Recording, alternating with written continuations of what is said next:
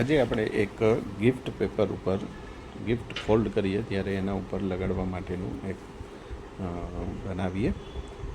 સૌથી પહેલાં જુઓ, આ રીતે લંબચોરસ લઈ અને એને વાળીએ એટલે એ ચોરસ થઈ જાય. એવી રીતે એને એક છેડેથી ફોલ્ડ કરીએ.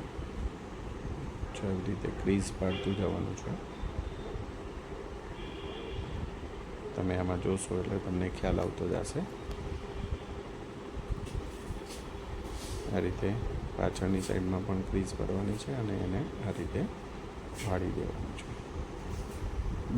બીજી બાજુ પણ સેમ એ જ રીતે કરવાનું. પછી જુઓ, અને આવી રીતે વાળી અને ક્રીઝ પાડતું જવાનું અને આ રીતે એને કરતું જવાનું છે. જુઓ, ખોલીને એવી રીતે ચારેય બાજુ એ કરવાનું. અને પછી ઉપરની સાઈડમાં દબાવી અને સાઈડમાંથી બે સાઈડમાંથી થોડું થોડું દબાવી દો એટલે એનો દિલ આકારનો શેપ થઈ જાય.